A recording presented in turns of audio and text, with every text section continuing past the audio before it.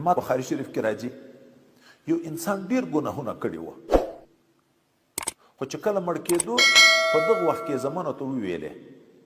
ما د تاسو څومره ښه خدمتونه کړي دی ورته ویل بې حده زیات وایي زه یوه وصیت درته کوم دا به منئ ما دومره ګناهونه کړي که الله تعالی ما په دغه حال کې ونیسي نو زه د جنت امید نه لرم ما به جهنم ته بیایي نو زه چې مړ شم ګورې ډار د خدای په غالب شو زه چې مړ شم تاسې به مې په اور وسوځئ غوښه خو خړنېږي اډوکې سوځي دغه اډوکې چې وسوه ایرې شوه دغه ایرې به بیا واخله چې باد وي نیم به په دریاب کې د دریاب په غاړه وشنئ چې دریاب اوبه مې یوسي او نیم مې په دا وچه ځمکه کې تقسیم کوي د خدای د ډار دومره غلبه په ده راغله چې دغه صفت د خدای د ځای نه و چې الله خو په دغه قادر ده چې بیا مې هم سره یو ځای کوی شي نو د خیال د ډېره ډاره دا شو چې تیت شم نو بیا به مې الله سره یو ځای نه کړي وایي زمانو دغه ورسره وکړه چې مړ شو د مرګ نه بعد په اور وسو بیا یې هغه یېرې راواخیستې نیم یې په دریاب کې تیت کړې نیم یې په وچه الله تعالی هغه قادر مطلق ذات حکم وکړه اجزاو ته چې سره یو ځای شي سره یو ځای شو ورته ویل ولې دې داسې وکړه ده ورته ویل ای الله د تا د ډاره خدای متعال ورته ویل ته چې د ما نه دومره ډارېږې بس ما وبخلې ته چې د ما نه دومره وډار شوې ما بخلې ټول ګناهونه ورته معاف په ټول عمر یې د ایمان نه سوا نیک عمل نه و کړی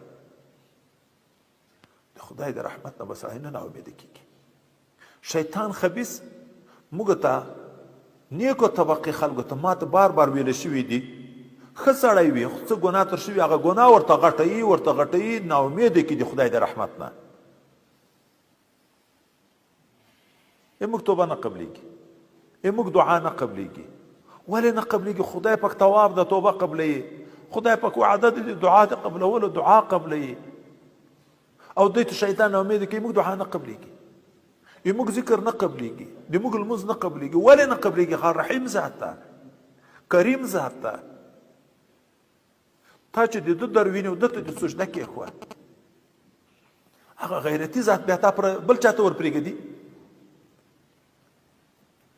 او غافله کېږو به نه داسې به نه یو چې موږ یو چې نو عذاب به څوک راکړي ډار به وي د خپلو ګناهو ته به ګورو ډارېږو به خو ناامیده کېږو به نه د خدای د رحمت نه چې په اخلاص توبه وباسې چې مخکې ما درته ویلي وو چې یو څوک په قیامت کې د یوه ویښته په شفاعت کله خدای خلاص کړي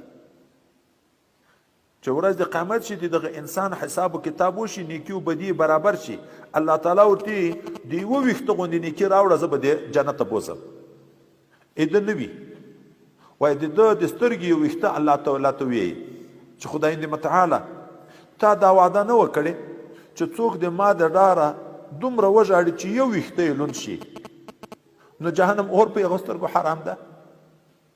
الله تعالی وایي ما دا وعده کړې نو دا ویښته ورته زه په دغه انسان شاهدي ورکوم چې یوه ورځ د تا د ډاره دومره وژړل چې زه لوند شم